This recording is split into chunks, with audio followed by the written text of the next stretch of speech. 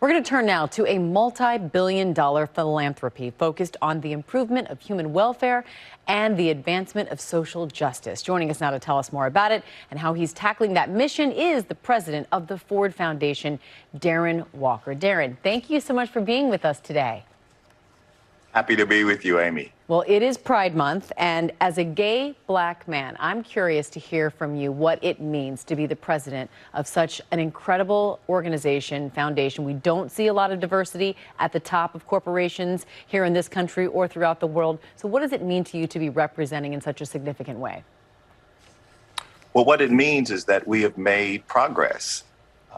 It is an indication that while we have a long way to go, when I reflect on the legacy of racism, of homophobia that has been imbued in our society, the fact that people like me are at the helm of institutions like the Ford Foundation should give us hope that we are broadening the circle of inclusion in this country.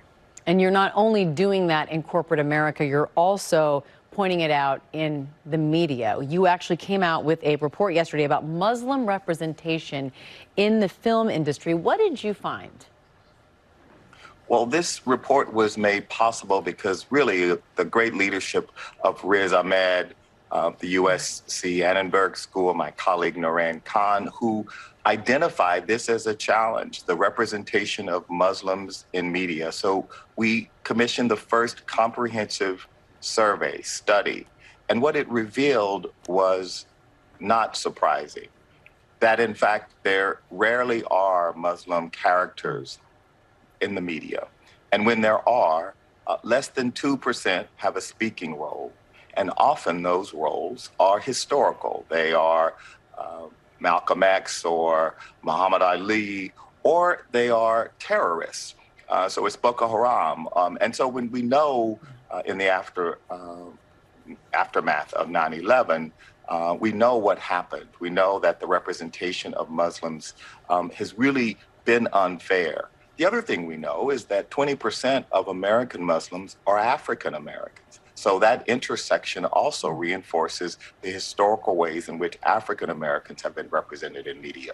So how do we fix this? How do we fix not only Muslim representation, but diversity in general in the media, what we're seeing, what we're consuming in corporate America? How do we do it?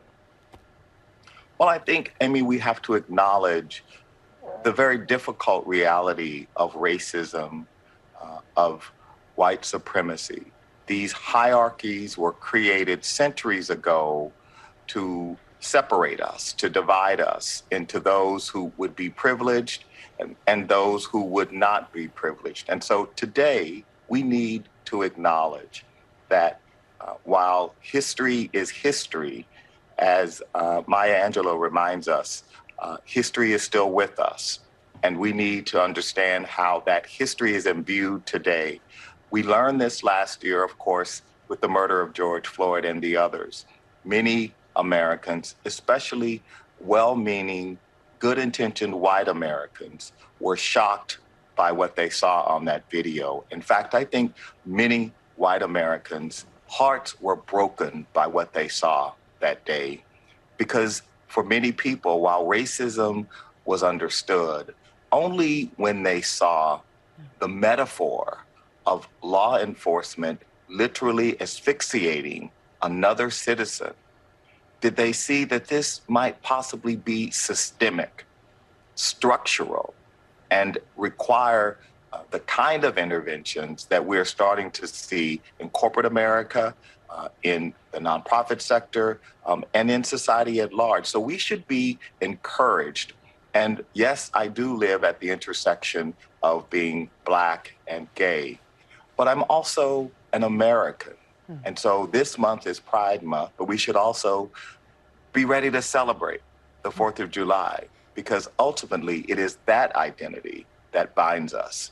Darren Walker, thank you so much for that incredible, powerful insight into where we are, where we need to be headed. And we just appreciate your time today. Thank you so much. Thank you, Amy. Well, hey, Hey there, GMA fans. Robin Roberts here. Thanks for checking out our YouTube channel. Lots of great stuff here. So go on, click the subscribe button right over here to get more of awesome videos and content from GMA every day, anytime. We thank you for watching, and we'll see you in the morning on GMA.